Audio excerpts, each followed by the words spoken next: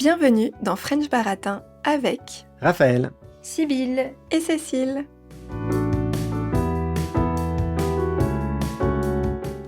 Cette semaine, comme vous le savez, c'est la rentrée.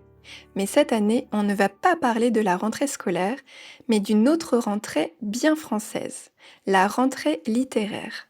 Chaque année, en quelques semaines, plus de 500 livres débarquent en librairie. On en parle partout, à la télé, à la radio, dans les magazines, sur les réseaux sociaux, un vrai coup de projecteur sur la culture. Pourtant, il y a comme un hic. Les livres sont de plus en plus nombreux, mais les lecteurs de plus en plus rares. Ce paradoxe m'a interpellée. Pour m'aider à y voir plus clair, j'ai assisté il y a quelques mois à une conférence passionnante à Strasbourg, élue capitale mondiale du livre. Cette conférence parlait d'écologie du livre.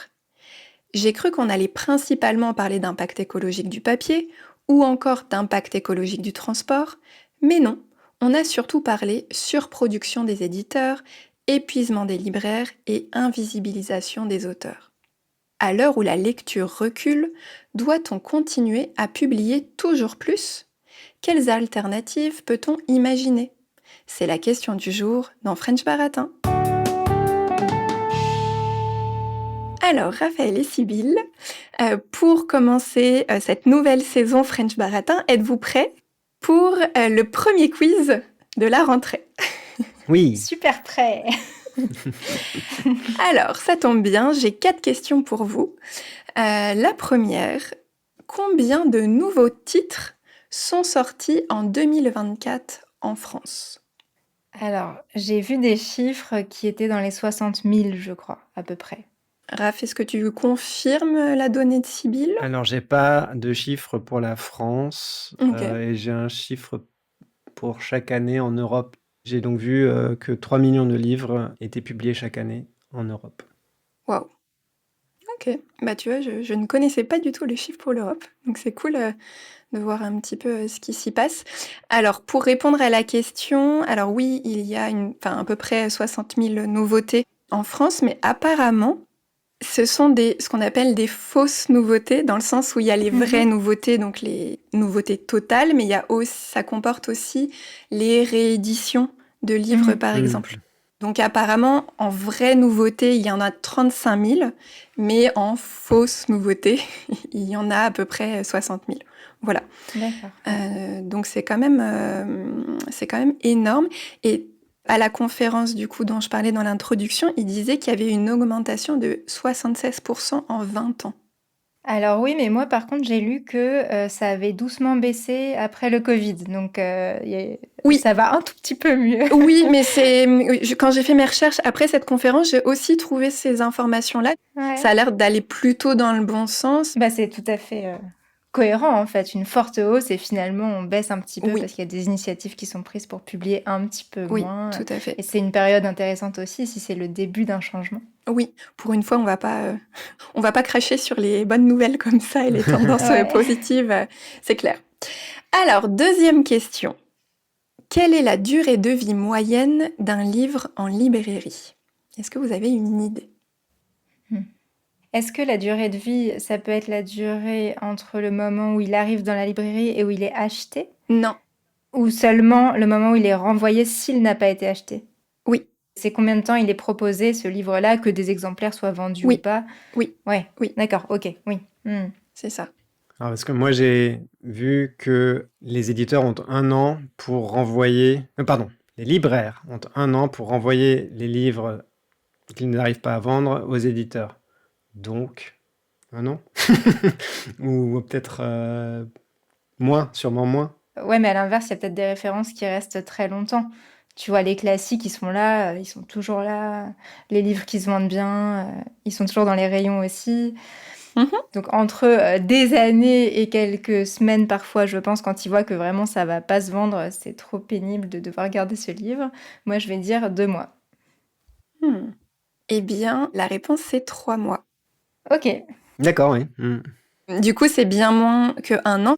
En moyenne, ça reste que 3 mois. Une nouveauté qui arrive va partir relativement rapidement, sauf si c'est effectivement un best-seller, par exemple. Et il va rester beaucoup plus longtemps. Mais du coup, il y a un turnover qui est très, très important.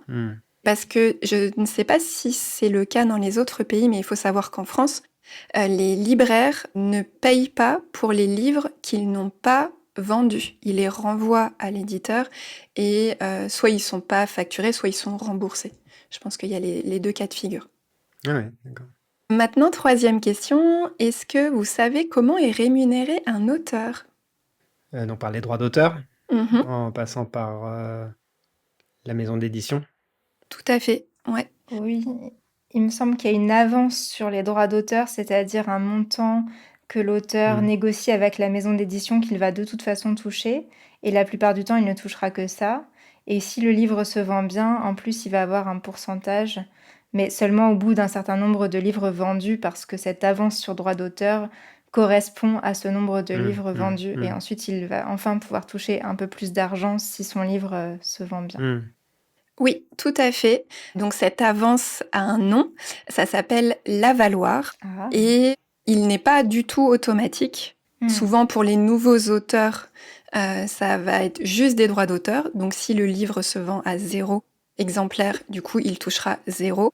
Et par contre s'il marche bien, il aura des droits d'auteur. Et effectivement, si c'est une commande potentiellement ou si c'est un auteur qui est récurrent dans une maison d'édition, là on va avoir effectivement un avaloir qui peut être mis en place. Voilà. Et dernière question, en pourcentage, combien de Français lisent plus de 5 livres par an? 20%? Ouais, allez, comme civil, à peu près. Ah bah je vais vous annoncer une bonne nouvelle alors. 63%. D'accord, ok. Ah oui. Ah moi ça me semble vachement bas. Je pensais que ça allait être un chiffre choc pour nous dire que personne lisait. Bah moi je trouve que c'est un chiffre choc, mais par rapport à 20, non. Non, c'est sûr. Non, 63%, c'est beaucoup qui lisent plus que 5 livres. Ça veut dire que t'as que, entre guillemets, 37% qui sont pas très lecteurs. On a bien le droit de pas aimer lire aussi. Oui, certes. Un tiers de la population, enfin, vu le niveau d'éducation, enfin, c'est même pas tous ceux qui n'ont pas fait d'études supérieures, donc tu vois, c'est quand même pas mal. Et honnêtement, enfin, entre le travail, les enfants, parce que la plupart des gens en ont, les gens trouvent pas forcément le temps de lire, quoi, les personnes qui ont une vie active. Donc 5 livres par an, ça me paraît pas... Mais c'est vrai que pour moi, 5 livres, c'est rien, parce que pour moi, genre, c'est 5 Ah oui. Tintins, quoi. Ça me paraît pas... Bah, il y a 5 Tintins et il y a... tu enchaînes, je sais pas, moi, Guerre et Paix de Tolstoï. Oui, on est d'accord. Seigneur des Anneaux, une série, enfin, la série des Game of Thrones, voilà, enfin, j'en sais rien, tu vois. Oui, non, on est d'accord. Proust, que je suis en train de lire en ce moment. Waouh. Voilà. Effectivement. Et il y a des personnes aussi qui préfèrent lire des journaux ou des magazines plutôt que des livres.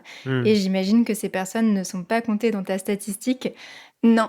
D'ailleurs, pour ceux qui apprennent le français, ça peut être plus facile de lire des articles de journaux que des livres. Et ça me fait penser que récemment, j'ai vu une appli qui s'appelle Newsdle et qui adapte le contenu d'articles de journaux en français à différents niveaux d'apprentissage du français. Donc si ça peut vous être utile, n'hésitez pas à aller voir ça. Eh bah, très bien. On part sur une très bonne base pour pouvoir continuer. Alors maintenant, je vais vous demander de me raconter votre expérience en lien avec votre consommation des livres, justement. Plein de questions, je suis très curieuse.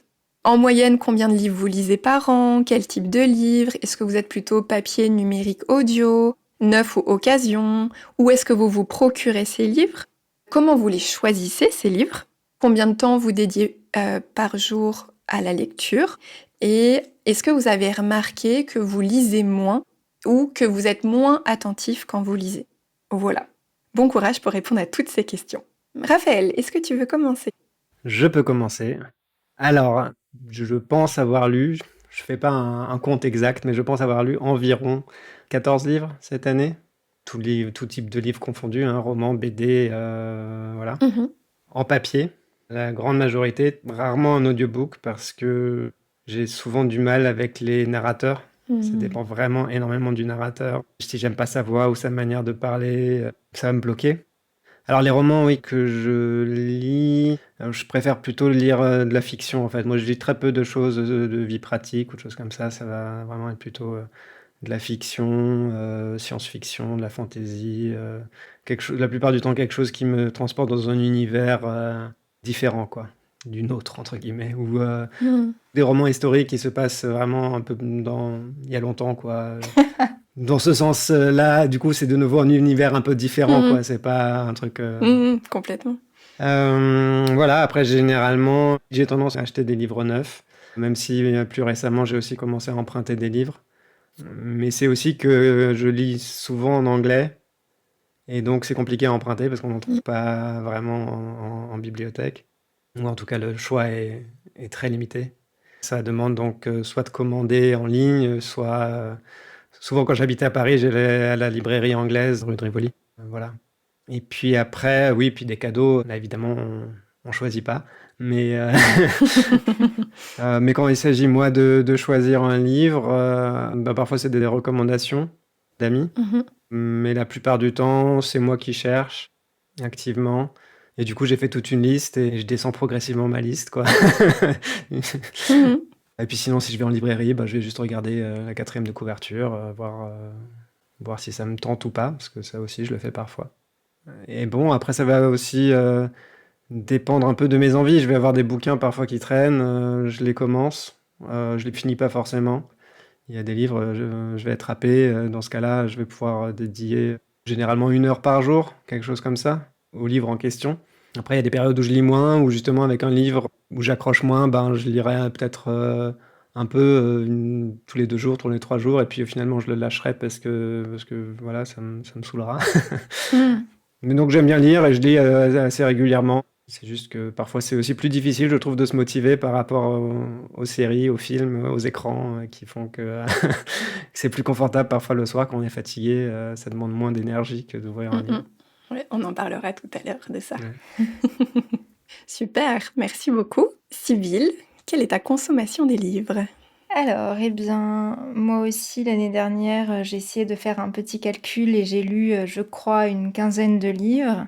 Mais pour faire le lien tout de suite avec ta dernière question, c'est justement une grande frustration dans ma vie parce que j'aime beaucoup lire, c'est vraiment quelque chose que j'aime faire. Pourtant, je fais beaucoup trop souvent le choix de ne pas lire, ou c'est plutôt un non-choix, mais je suis amenée à ne pas lire, soit parce que je travaille tard, soit, mais ça va avec, parce que étant un peu fatiguée, effectivement, je vais préférer regarder une série ou un film, ou parce que je n'y pense pas, tout simplement, j'y pense pas toujours. Mais là, grâce à ton épisode, justement, je me suis remise à lire des livres que j'avais pas terminés. Je me suis allée en plus dans une librairie, enfin c'était prévu, mais avec encore plus d'enthousiasme. Et j'ai tout de suite lu le soir même le livre que j'avais acheté. Et ça m'a donné un plaisir énorme. Et du coup, en parallèle, j'ai une très grande frustration donc de ne pas lire autant que je le souhaiterais. Et il n'y a pas de bonne raison pour ça. Parce que maintenant, je me dis, si je suis fatiguée, je ferais mieux d'aller me coucher tout simplement, plutôt que de rester encore à regarder une série ou des vidéos sur YouTube qui sont pas très intéressantes. Alors, pour rentrer dans ma consommation des livres que je lis tout de même, il y a un peu de tout, moi aussi des romans, des BD, mais pas que de la fiction. J'aime bien aussi lire que ce soit des BD ou des livres sur des sujets soit politiques, soit plutôt documentaires sur la société. Ça dépend un peu de mon état d'esprit, si j'ai envie de me renseigner sur le monde ou bien de m'évader un peu. Mais même quand je m'évade, contrairement à Raphaël, j'aime plus les romans, soit qui se passent dans le monde d'aujourd'hui, soit des romans historiques, mais je suis pas très très fan de la fantasy ou de ce que j'en connais, et je préfère les romans dans le monde réel. Et quant au format, là vous le savez si vous avez écouté notre épisode sur les 2 ans de French Baratin. J'aime beaucoup beaucoup les livres audio, mais en fait j'étais surprise en faisant ma liste de voir que c'était quand même pas la moitié des livres que j'avais lus qui étaient en audio, donc il y a quand même un équilibre.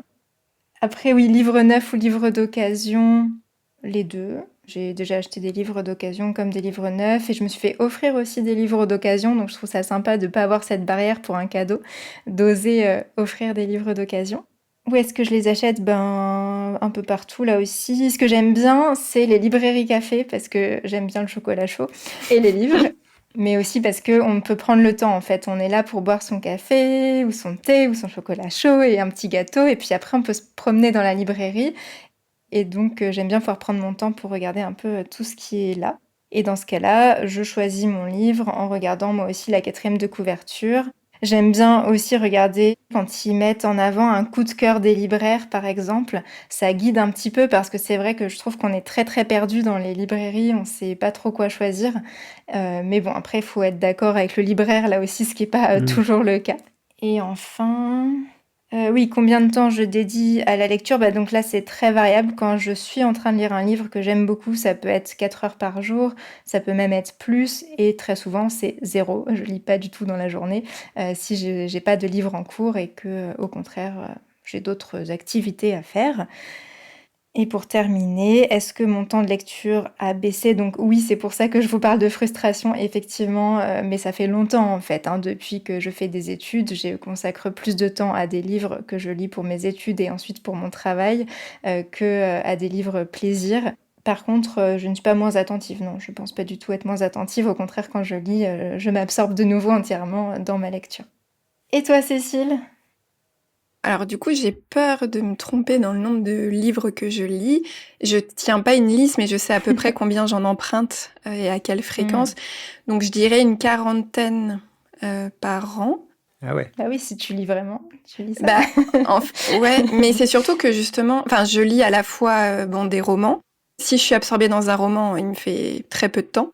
Mais il y a aussi des BD, et les BD, ça va quand même très vite.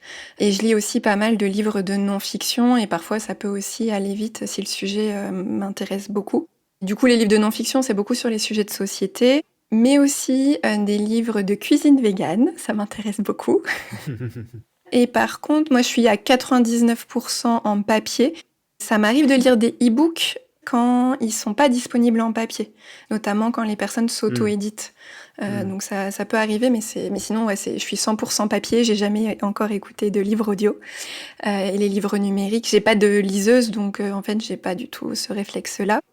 Et où est-ce que je me les procure? En fait, du coup, c'est en bibliothèque, pareil à 99% du temps, sauf quand je vais en librairie. Mais si je vais en librairie, c'est pour faire des cadeaux aux gens.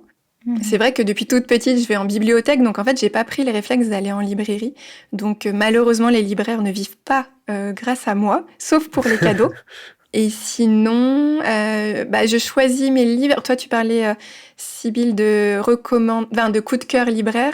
Oui. Ah oui, c'est vrai que j'ai aussi les recommandations de mes amis, j'ai oublié de le dire.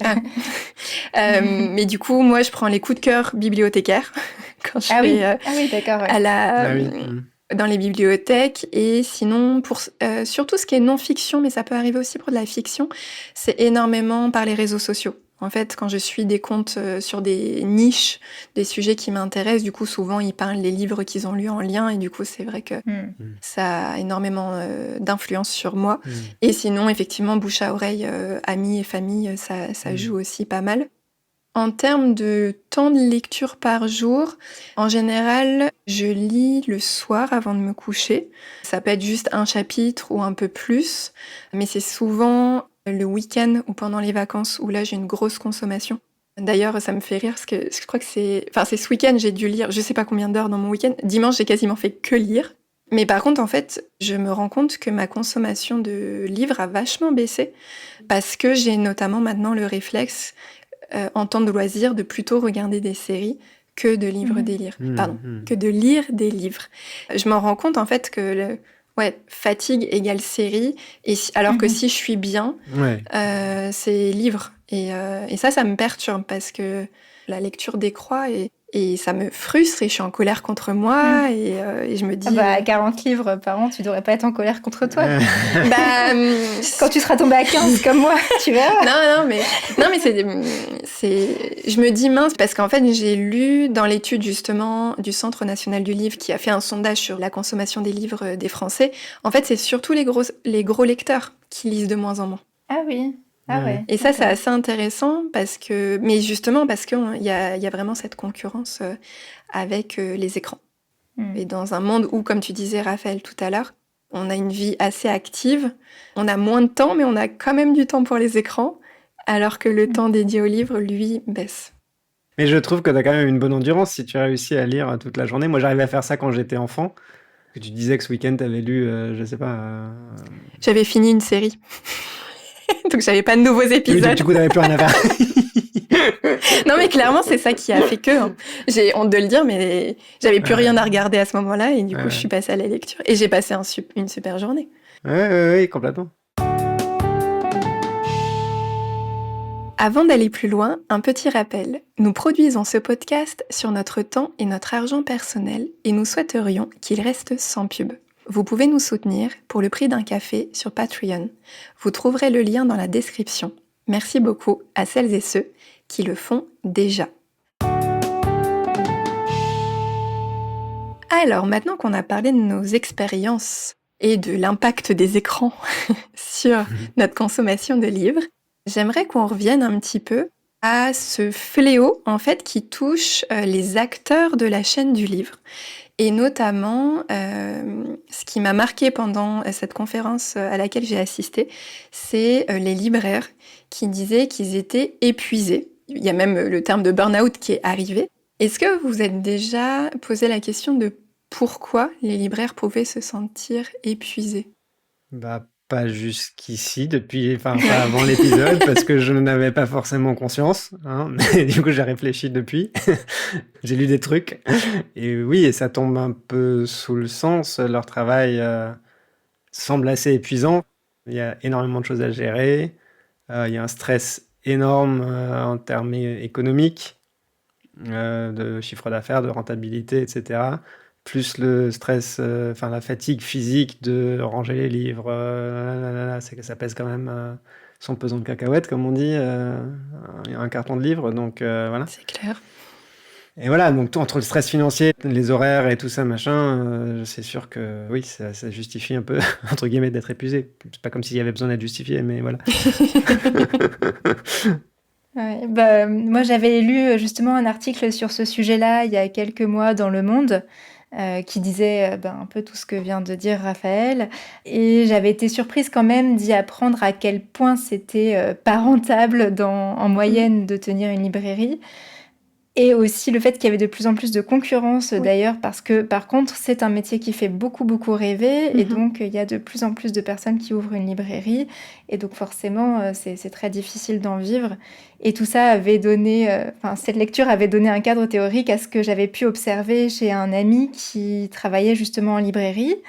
Et je me disais, c'est chouette comme métier, il a bien de la chance, et qui pourtant s'est reconverti parce que même si son métier était intéressant, et justement, c'était très fatigant, il avait mal au dos à force de porter les cartons de livres et il était très peu payé. Et donc, au bout d'un moment, son salaire de libraire ne lui permettait pas de vivre correctement. Donc, il a préféré un métier tout à fait différent, qui rapportait plus d'argent, même s'il faisait peut-être moins rêver ceux qui aiment la lecture. Mais il était salarié ou gérant d'une librairie? Bon, il était salarié, il n'était pas gérant, mais donc ça touche, je pense, autant les... justement, le fait que ça touche même un salarié, oui, plus sûr. qu'un gérant, donc C'est un ça. salarié qui n'a pas le poids de la responsabilité, mais ça. qui par contre peut être mal payé. Et voilà. Parce que ça aussi, c'est un poids qui se rajoute au gérant d'une librairie, c'est qu'il doit bien payer ses salariés. Oui.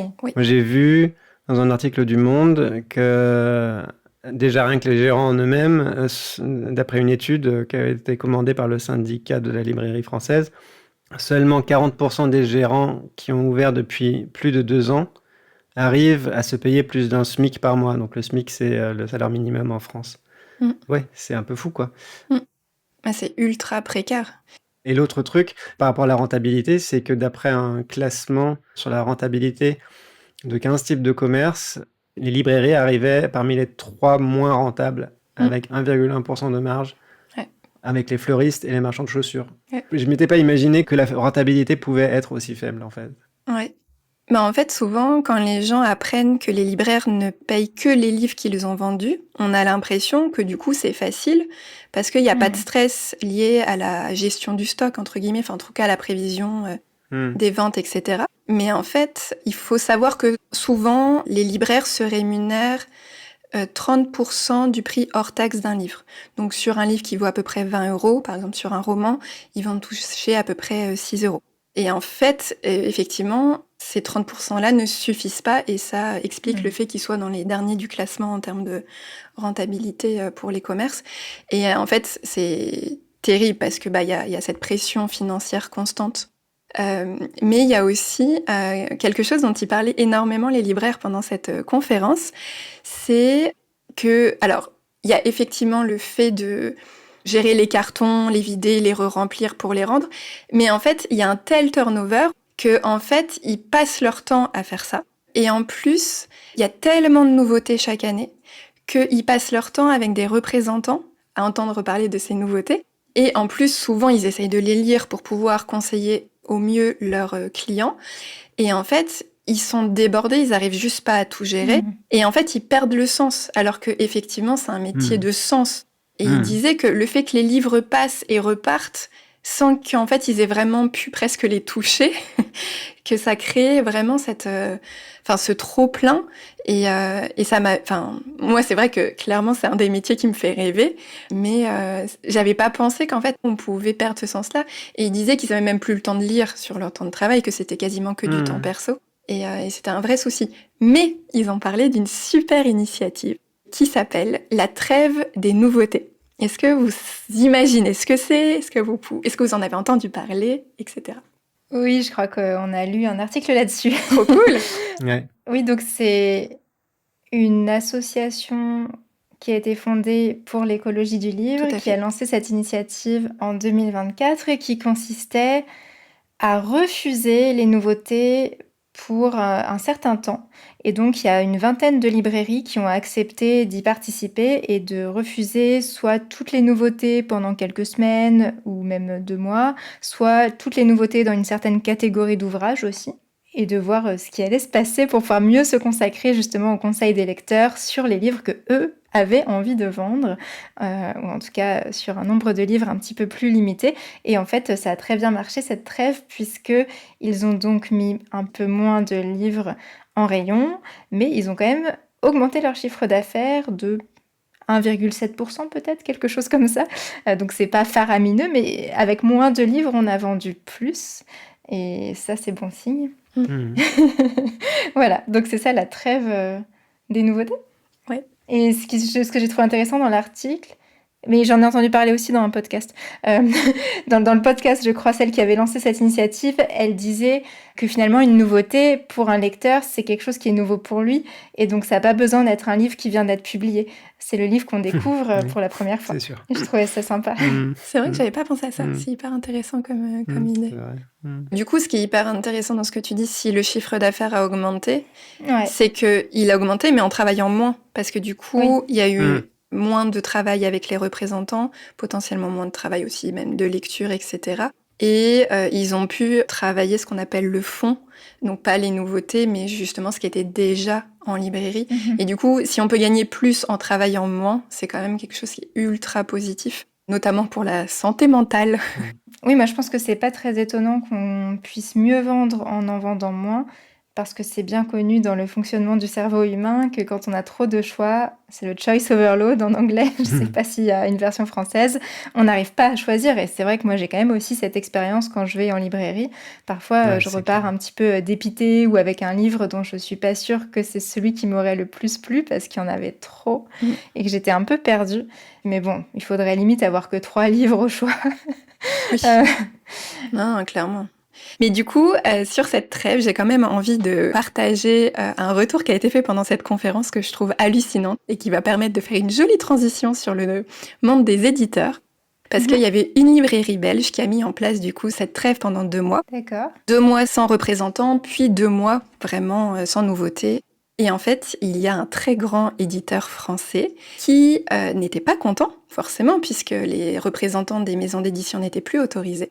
Après cette trêve, cette grande maison d'édition a empêché ses commerciaux d'aller dans cette librairie pour, du coup, se venger. Mais si les commerciaux viennent pas, tu peux pas du tout vendre leurs livres ? Si, tu peux, mais du coup, tu peux... C'est une bonne question. Je sais pas dans quelle mesure tu peux peut-être aussi bien négocier. Oui. En tout cas, ça restait un problème. D'accord, ok. C'est vraiment très mesquin. Ouais, et en même temps, du coup, forcément, les maisons d'édition, face à cette trêve, c'est compliqué parce que les maisons d'édition ont aussi besoin d'argent pour vivre. Et l'un des moyens, c'est de vendre les nouveautés. Et c'est souvent dans les premiers mois. Si la maison d'édition rate son lancement, potentiellement le livre va partir aux oubliettes très très vite. Et donc c'est là tout le risque. Ouais, j'ai vu un reportage dans lequel ils interviewaient aussi une responsable d'une grande maison d'édition. Et voilà, où ils disaient aussi que pour eux, c'était un gros problème, quoi, de devoir stocker et ensuite détruire les livres. Oui. Et qu'ils avaient du mal à suivre parfois les libraires, parce que les libraires, certains vont vendre des livres, mais pas d'autres. Oui. Et alors, il va y avoir des invendus chez les uns qui vont renvoyer, mais ils savent pas en direct, en fait, comment évolue la demande, Oui. donc ils vont continuer d'imprimer. Oui. Et voilà, donc les éditeurs sont aussi quand même un peu concernés par cette difficulté-là. Et j'ai vu que donc le dit éditeur disait qu'ils avaient baissé d'un quart leurs nouveaux titres sur les 5 dernières années aussi, pour justement limiter le nombre de nouveautés qu'ils sortaient, entre guillemets, pour rien, quoi. Ils essaient plus de sélectionner. C'est plutôt bon signe. Toute la difficulté pour les éditeurs, on parle d'économie de l'incertitude, puisqu'en fait, c'est l'éditeur qui prend à sa charge l'incertitude des ventes et qui, du coup, fait un pari en imprimant un certain nombre d'exemplaires. Et comme il ne sait pas si ça va marcher ou pas, parfois, il va prendre le pari que ça va marcher pour pouvoir un peu inonder les librairies au moment de la sortie, pour ne pas être en rupture, parce que c'est aussi un gros stress, parce qu'il y a quand même un certain temps pour imprimer. Sauf que par contre, si ça ne se vend pas, et ben derrière, il y a des retours, et il y a ce qu'on appelle la mise au pilon, qui est du coup le fait de détruire les livres. Et ça, c'est un énorme problème. Il y a apparemment, c'est 13% des livres imprimés qui sont détruits. C'est tellement une absurdité de détruire des livres. Enfin, c'est fou, quoi. Mais bon, s'il n'y a pas effectivement une vision de comment évolue la demande presque en temps réel, c'est vrai que c'est très compliqué de s'adapter en termes de production.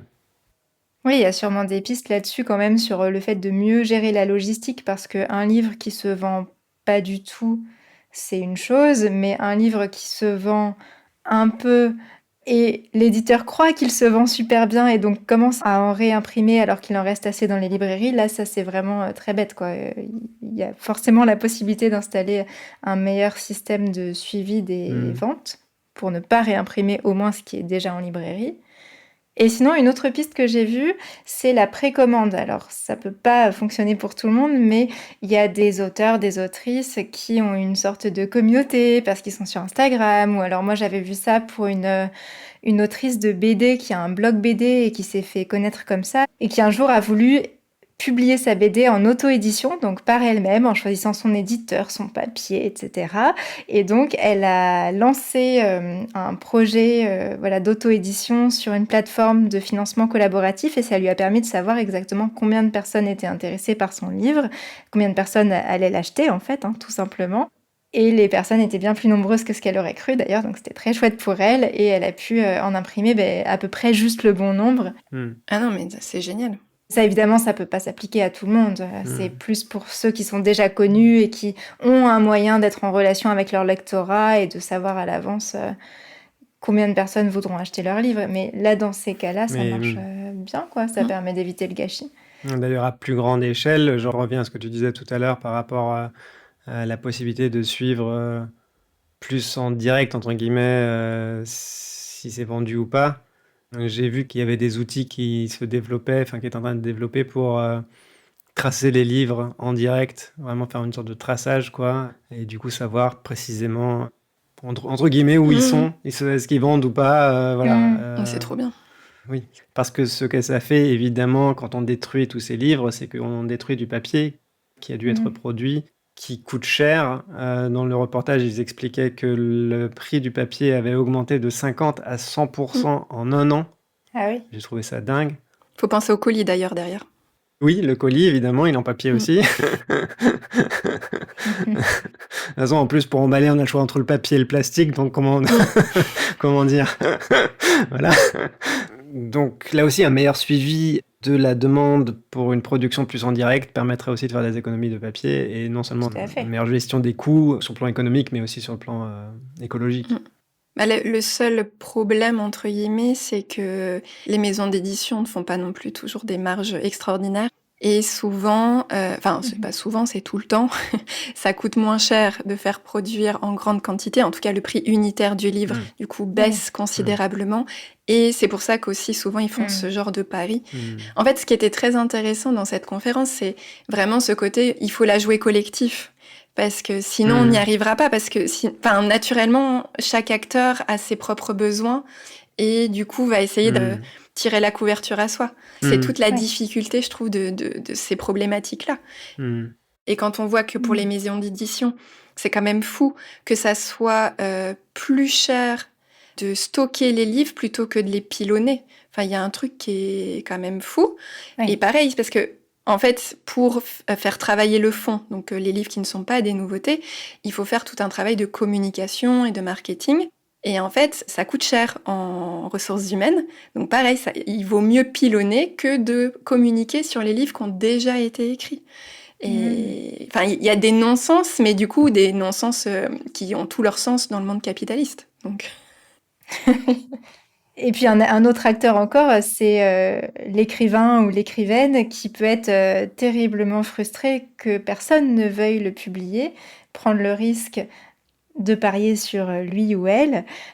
Et donc si on parle de mettre fin à la surproduction des livres, ça veut forcément dire aussi donner moins de chance à des personnes qui sont, je pense, de plus en plus nombreuses d'ailleurs à vouloir écrire. ouais, complètement.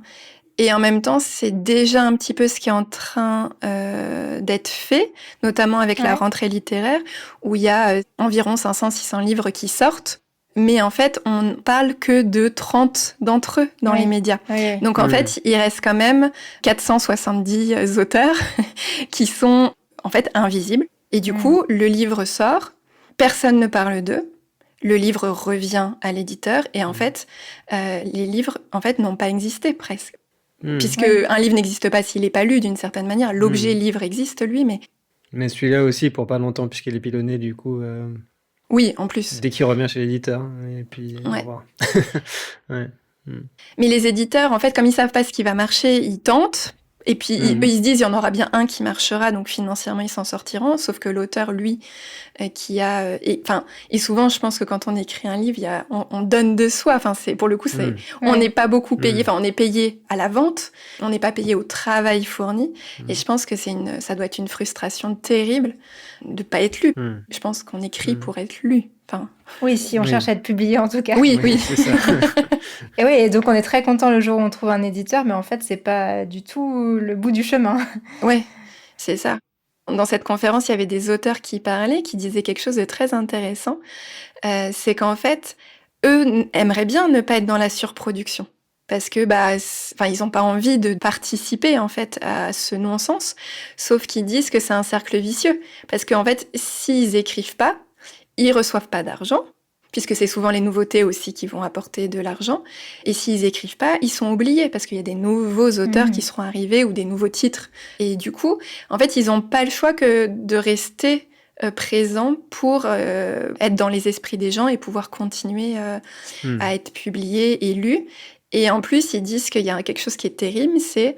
Parfois, il y a des auteurs qui ont écrit des dizaines de livres, mais en fait, ils ne parlent toujours que du dernier, parce qu'on leur pose des questions toujours que sur le dernier. C'est fou. Ouais. Mais quelque chose qui peut s'avérer positif pour les éditeurs et les auteurs, je ne sais pas si vous avez entendu parler du droit de suite. Non. Parce qu'aujourd'hui, comme vous le savez, le marché de l'occasion a tendance à se développer.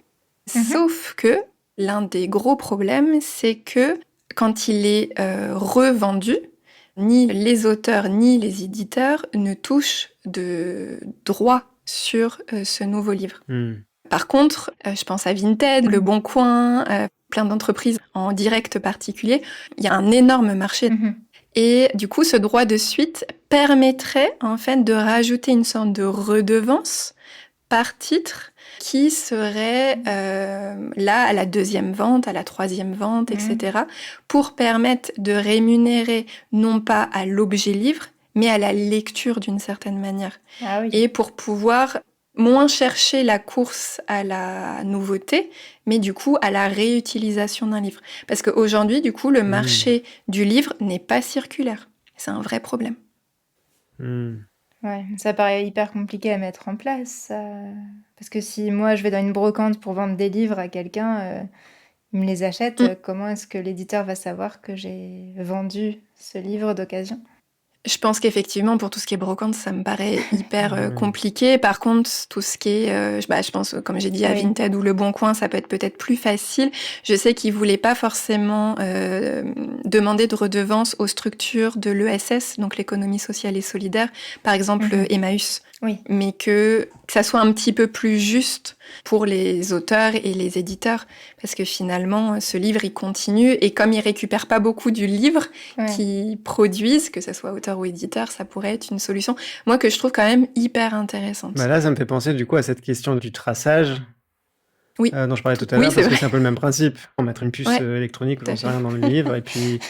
Ah là, l'écologie, elle est Un pas... code barre, non, mais je sais pas, non, mais encore la technologie, ou même pas une puce, un code barre, j'en sais rien, un truc, et c'est scanné, et ça sert au moment du suivi de la demande et de l'offre, et ça sert aussi dans ce dont tu viens de parler, sur le plan numérique, sur les plateformes, au moment d'une revente, où l'objet lui-même Ouais. est identifié, Ouais. et on sait que tel objet livre, ce livre particulier-là, est revendu Ouais, carrément. et circule quoi, de telle ou telle manière. Ouais. T'es pas convaincue, Sybille? Ouais, non, elle a Non. l'air très dubitative.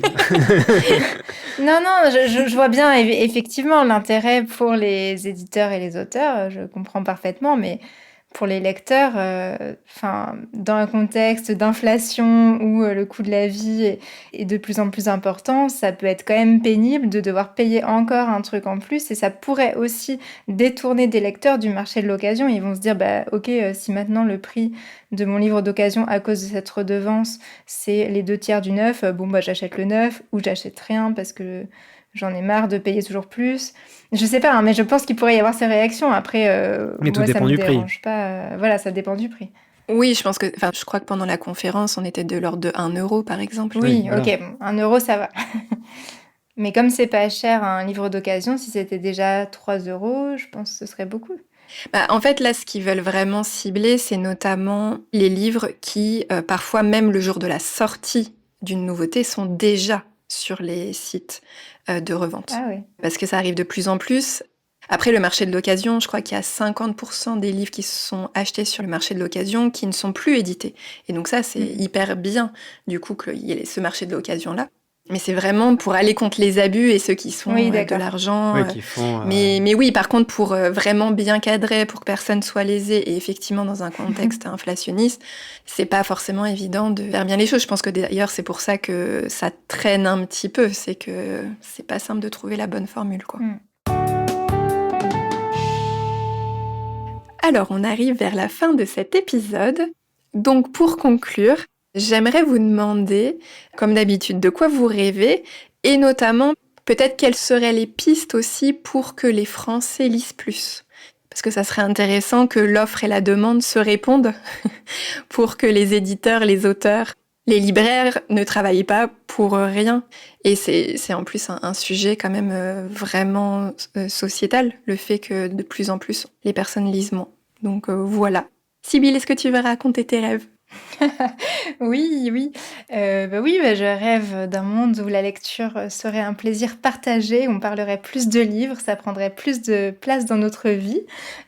Justement, là, je vous disais, j'ai commencé à lire le premier livre de À la recherche du temps perdu de Proust, donc c'est du côté de chez Swann, et en fait ça m'a frappée parce que ça se passe au début du XXe siècle, et ça m'a vraiment frappée à quel point la lecture est importante dans la vie de ces personnages, et donc dans la vie de l'époque, où il dit ça tombe mal parce que souvent quand on vient de lire beaucoup et qu'on a envie de discuter, notre camarade lui vient de se plonger dans une lecture, où il parle du temps qu'il passe à lire dans un jardin, et je me suis dit que c'était vraiment sympa quand même cette société où on lisait beaucoup plus et on parlait de nos lectures. Et donc, comment faire du coup? Quelle piste pour lire plus, comme tu nous demandes? Et justement, je ne sais pas si vous vous rappelez de l'épisode qu'on avait fait à la fin de la saison dernière sur le fait de devenir français et sur les parcours de Yasmine et Victorine, qui sont deux jeunes femmes qui sont devenues françaises. Eh bien, moi, grâce à cet épisode et au fait que Raphaël a interviewé Victorine, j'ai découvert que Victorine, justement, était passée à la télé assez paradoxalement pour parler d'une initiative à laquelle elle participe et qui consiste à se déconnecter complètement, c'est-à-dire laisser son téléphone chez elle, aller avec un livre dans un café et lire tranquillement. Et elle fait ça de manière peut-être un petit peu institutionnalisée. En tout cas, voilà, elle prend cette initiative vraiment. Et j'ai trouvé ça hyper intéressant. Je me suis dit que c'était pas bête que peut-être, puisque les écrans nous prennent tellement de temps face à la lecture, eh bien si on choisissait de les laisser trop loin de nous, on pourrait du coup réapprécier la lecture sans être perturbé par des petits bip bip qui viennent de messages sur nos téléphones ou par l'envie de cliquer sur prochain épisode dans Netflix. Oui, j'aime bien ton idée de aller trop loin de l'écran. Parce que c'est vrai que d'une certaine façon, quand on reste chez soi, l'écran, il zone quand même toujours, il est là. Ça. Et on va pas le jeter par la fenêtre. Et alors que si on prend son livre et qu'on va à l'extérieur, on va peut-être se poser dans un parc ou dans un café, l'écran est pas là. Et donc, du coup, on peut lire. Sereinement. C'est ça, voilà. Non, ce qui serait bien, c'est, comme tu disais tout à l'heure, Cécile, que les acteurs se réunissent et revoient un peu une stratégie. Dans le reportage que j'ai vu, il disait que voilà, la grosse problématique, c'est que il faut revoir le système dans son ensemble et que on peut pas juste faire d'un côté chacun son truc parce que les acteurs sont complètement interconnectés. Donc c'est quelque chose à revoir dans son ensemble et donc ça demande à ce que tous les acteurs se réunissent pour en parler quoi et pour revoir tout ça ensemble. Pour ce qui est au niveau individuel et des lecteurs, voilà, essayer parfois, si on a envie de lire plus, juste se dire ce soir je vais pas regarder une série quoi, enfin vraiment essayer de faire ce parce que le problème c'est qu'on prend des habitudes aussi, on prend des réflexes. Ouais. Et c'est vraiment ça. Du coup un soir quand on a encore l'énergie mais qu'on a cette habitude de quand même regarder une série, se dire non mais attends là pourquoi je regarde une série, ça a pas de sens. J'ai ce livre à lire que je veux lire de toute façon depuis longtemps, je le prends et je le lis. T'as raison. Et toi, Cécile, alors, quelle est ta conclusion, puisque tu es la plus grande lectrice de nous? J'aimerais savoir ce que tu en penses. Alors, moi, je rêve effectivement que les acteurs aussi, ensemble, puissent réfléchir en collectif, pas en concurrent. Je trouve que c'est vraiment hyper important, mais en même temps, ça paraît très utopique, donc c'est pas simple. Je sais qu'il y a des associations qui œuvrent en ce sens, en tout cas, et j'espère qu'ils vont réussir à trouver des solutions ensemble. Sinon, sur le côté lecture, alors pour les personnes qui sont peu lectrices, en 2026, toutes les bibliothèques de Strasbourg seront gratuites.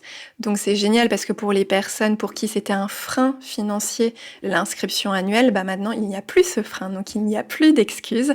Et un truc qui me fait un peu rêver, je sais pas si c'est toujours en place dans les écoles, et je sais pas si ça avait été une obligation, mais il y avait, je crois, le quart d'heure de la lecture, où chaque jour, il y avait 15 minutes qui étaient automatiquement dédiées à la lecture pour les enfants dans les écoles. Et je trouvais ça absolument génial. Et en fait, j'adorerais que ça s'étende à toutes les populations, que ça soit pas juste les enfants, mais aussi dans les entreprises, qu'il y ait vraiment une heure dans la journée où on n'a pas le droit de faire quoi que ce soit, juste lire. Pas forcément de la fiction, ça peut être juste une recette, ça peut être le journal télé, ça peut être ce qu'on veut, mais juste lire. Et je trouverais ça génial que, t'en parlais tout à l'heure, Sybille, qu'on puisse parler davantage, en fait, de nos lectures. Parce que finalement, j'ai l'impression, je sais pas si on en parle tant que ça. Donc voilà. Ouais, c'est vrai. Oui, moi j'ai une amie qui parle de lecture, mais justement je suis parfois un peu désarçonnée quand j'arrive dans ces conversations parce que je me dis ouais c'est super intéressant, mais moi j'ai pas assez lu pour contribuer là. Donc c'est dommage, mais c'est vrai que ces discussions sont très riches aussi. Carrément. Comment on s'est senti grâce à un livre, est-ce qu'il est resté avec nous pendant longtemps dans notre esprit, est-ce qu'on a envie de lire d'autres livres du même auteur, bref, il y a beaucoup de choses à dire. Tellement. C'est terminé pour aujourd'hui. On espère que cet épisode vous a plu, qu'il vous aura donné envie de lire et qu'il vous aura donné plein de clés pour mieux comprendre tous les acteurs et tous les enjeux de la chaîne du livre. On se retrouve sur Patreon pour une transcription complète et de nombreux bonus. Si vous aimez French Baratin, parlez-en à vos amis qui apprennent le français et donnez votre avis sur Apple Podcast. Merci pour votre soutien et à bientôt dans French Baratin. À bientôt.